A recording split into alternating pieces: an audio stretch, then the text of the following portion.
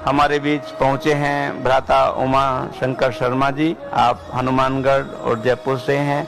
आपको राजस्थान सरकार से स्टेट मिनिस्टर का दर्जा प्राप्त है। आप social justice and empower department में स्पेशली एबल्ड पर्सन के स्टेट कमिश्नर हैं। आप कल ही यहाँ पहुँचे हैं। आपका शिव बाबा से विशेष स्नेह है और आप शिव बाबा के साथ के अनुभव भी हमारे साथ शेयर करेंगे। उससे पहले आदरणीय दीदी जी भ्राता उमा शंकर जी का सम्मान करेंगे, शाल पहना करके, शाल ओढ़ा करके। कृपया सभी भाई बहने बैठे हैं। बहुत सुंदर अनुभव है भाई साहब का, जरूर सुनेंगे। और इनका अनुभव सुनने के बाद हम 2 मिनट याद में भी बैठेंगे। स्मृति चिन्ह भेंट कर रहे हैं भ्राता उमा शंकर जी को।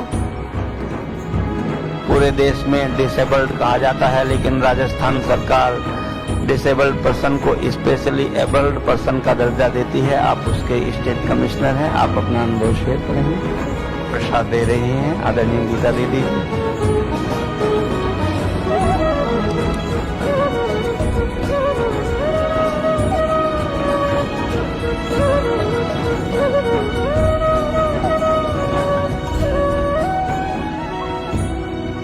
हर हर महादेव, हर हर महादेव। एक बार और, हर हर महादेव। आज मुझे यहाँ दादी जी के इस पावन भूमि पर ब्रह्म कुमारी शांतिवन आश्रम में आने का अवसर मिला। इसे मैं भगवान भोलेनाथ का आशीर्वाद ही मानता हूं। हमारे आपके मधुबन में एक रेडियो चैनल का संचालन करते हैं यशवंत पाटिल जी। आज से लगभग 2 महीने पहले मेरी जब उनसे मुलाकात हुई तो उन्हें मैंने अपने जीवन के अनुभव के बारे में कुछ बताया और वह पूरा अनुभव मेरा भगवान शंकर की वजह से ही है। तब इन्होंने कहा कि आप जब भी माउंट आबू आए तो शांतिवन में पधारिए, क्योंकि वहां तो साक्षात शिव बाबा विराजित हैं।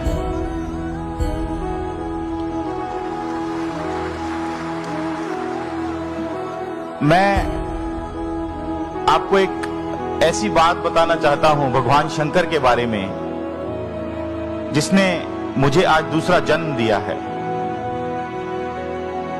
यह घटना 14 फरवरी 1999 की है, 1999 की, जब हमारे परिवार ने भगवान शंकर का मंदिर बनाने की सोची थी। हनुमानगढ़ से 17 किलोमीटर दूर शिवबाड़ी एक स्थान है जिसे हमारे माताजी और पिताजी ने ही नाम दिया है।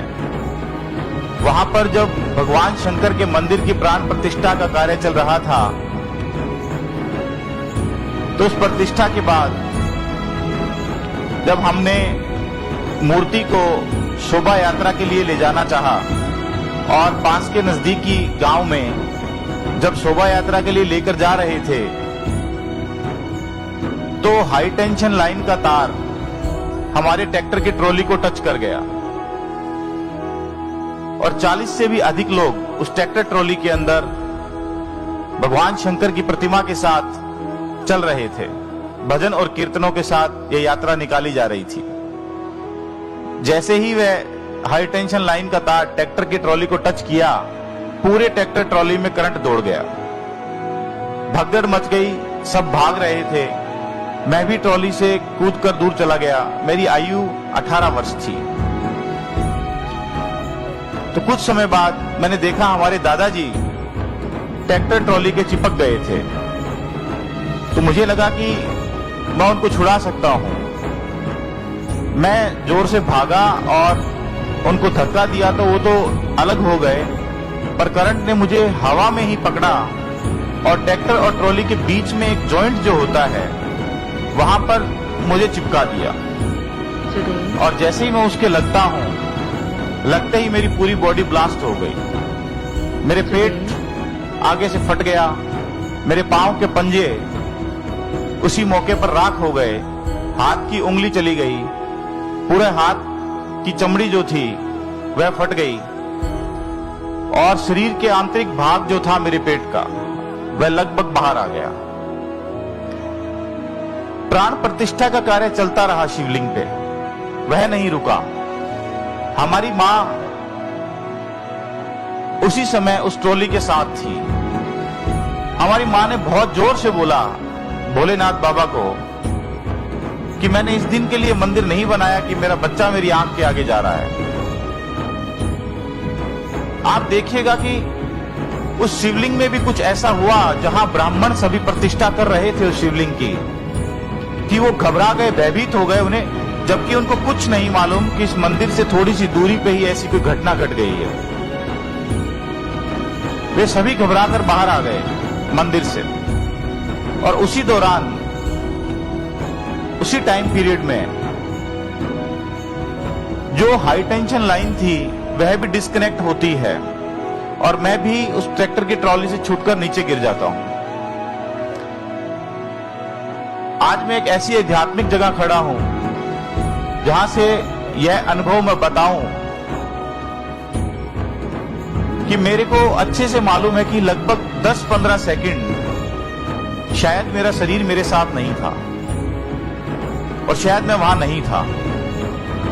और भगवान शंकर ने ऐसा किया कि जब मैं लगभग नीचे गिरने के बाद 10-15 सेकंड के बाद अपनी आंखें खोलता हूं, मेरे पिताजी मुझे जब बोलते हैं, तो मैं कम से कम 5-10 सेकंड तो यही नहीं समझ पाया कि मैं हूं कहां। मुझे नहीं पता था कि मैं कहां आ गया हूं। पर अब ईश्वर की कुछ लीला है, तो वापस उसने मुझे इसी संसार की समझ 5-7-10 सेकंड में वापस दे दी। मुझे जो वो 5 सेकंड 10 सेकंड में जो जहां मैं जाकर आया, वह मानिएगा कि इस सफेद कपड़े से भी कहीं ज्यादा सफेद था।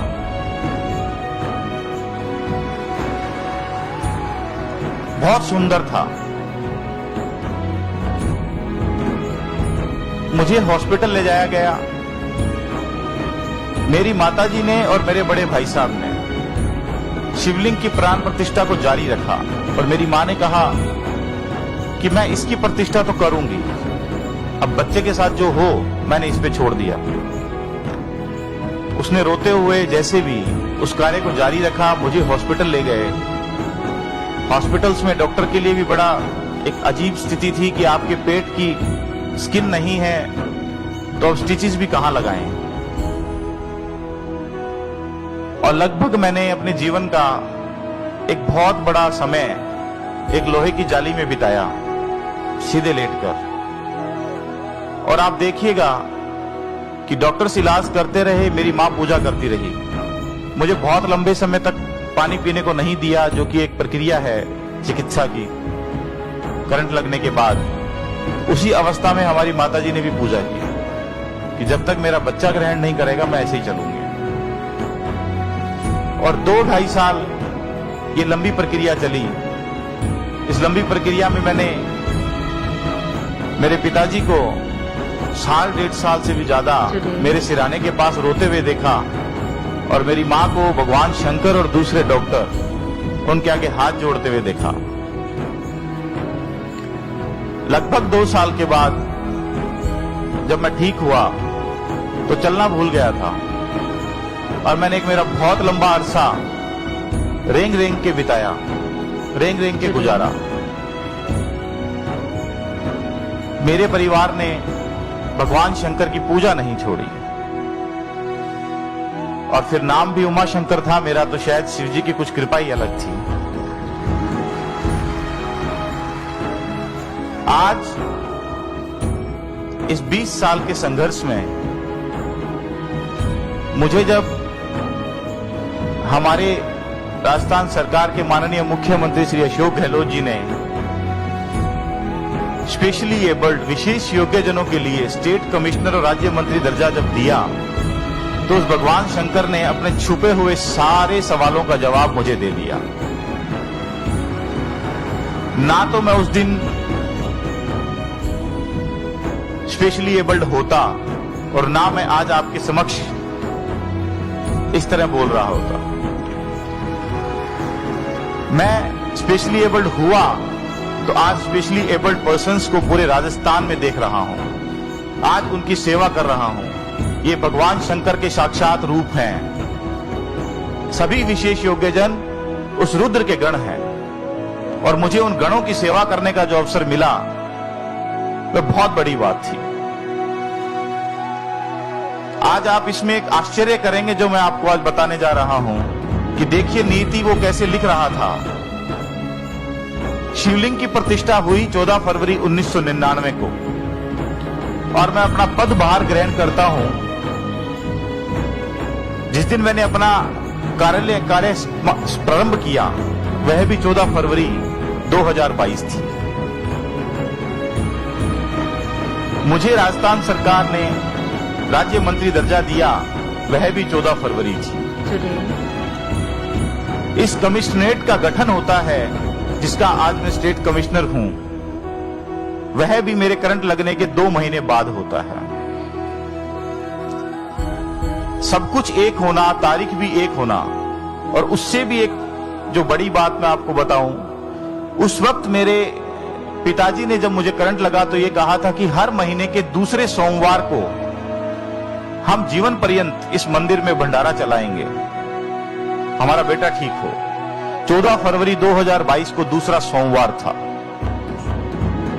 और 14 मार्च 2022 को जब मुझे स्टेट मिनिस्टर स्टेटस मिलता है वह भी दूसरा ही सोमवार था और दोनों ही दिन भंडारा शिव जी का चल रहा था। एक विशेष कृपा तो है, इसको मानता हूं मैं। आज मैं यहां आया हूं ना, ये वही लेके आया है मुझे, क्योंकि ये संभव नहीं है कि इतनी अच्छी पावन भूमि भगवान भोले बाबा शिव बाबा के दर पे हर कोई आ जाए। इसमें भी कुछ बड़ा ही है मेरे लिए तो मुझे तो उस महादेव दादा ने एक बात कह रखी है, तू तो चलता रहे, मैं तेरे साथ हूं।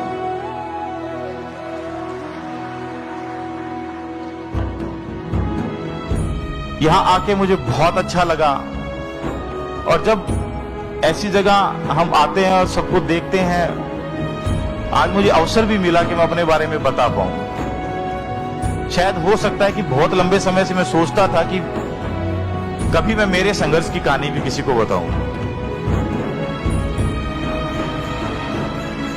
इन 20 सालों में मैंने पढ़ाई भी की, आईएएस के एग्जाम दिए, एडवोकेट बना। ईश्वर ने बहुत दिया मुझे, भगवान भोले बाबा तो मैं कह रहा हूं कि मेरे साथ तो साक्षात हैं और आज मेरे को फिर आशीर्वाद मिल गया। हमारे भोले बाबा के जो माध्यम है, आज मैं उनके चरणों के पास खड़ा होकर बोल रहा हूं, इससे बड़ी सौभाग्य की बात क्या होगी। आज इस अदने से बालक को 130 से भी अधिक देशों में लोग सुन रहे हैं, ये कोई छोटी बात नहीं है। कुछ तो भगवान शिव ने सोचा होगा कि तेरे संघर्ष की कहानी तू सोचता रहता था कि बताऊं बताऊं बताऊं। आज उसने मुझे ऐसी जगह लाके खड़ा कर दिया कि एक साथ 130 कंट्रीज में सुन रहे हैं।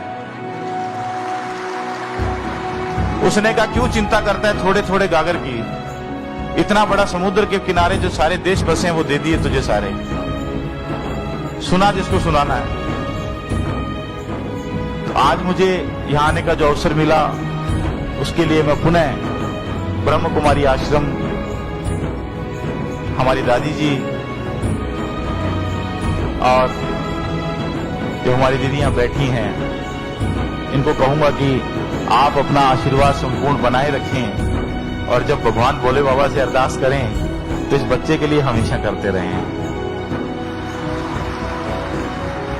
क्योंकि मुझे दीदी इस रुद्र के गणों की सेवा करने का अवसर दिया है भोले बाबा ने, तो बस इसमें कहीं डगमगा ना जाऊं, वह मेरे लिए जरूरी है। और आज इस सभा में फिर से मैं, आप कहते हैं ना कि ईश्वर का रूप, मैं कहता हूं ईश्वर का रूप मानव के सामने रूप में आता रहता है। आज मेरे लिए भगवान महादेव का जो रूप बन के आए, और मुझे इस प्रांगण में कहते हुए कोई अतिशोक्ति नहीं है, वह महादेव मेरे लिए माननीय मुख्यमंत्री श्री अशोक गहलोत जी हैं, जिन्होंने मेरे 20 साल के सपनों को और हौसलों को उड़ान दी। और मुझे कहना भी चाहिए, क्योंकि आज मुझे इतने बड़े पद पर अहम जिम्मेदारी दी, भगवान भोलेनाथ ने उनको निमित्त बनाकर भेजा। पुनः सबका धन्यवाद। इस प्रांगण में सभी बैठे मुझ पर आशीर्वाद रखें, और इस बच्चे से कोई गलती हो गई हो तो उसके लिए आप मुझे क्षमा करें। धन्यवाद। ओम शांति। बहुत बहुत धन्यवाद भ्राता उमा शंकर जी का, आपने अपने दिल के उद्गार व्यक्त किए।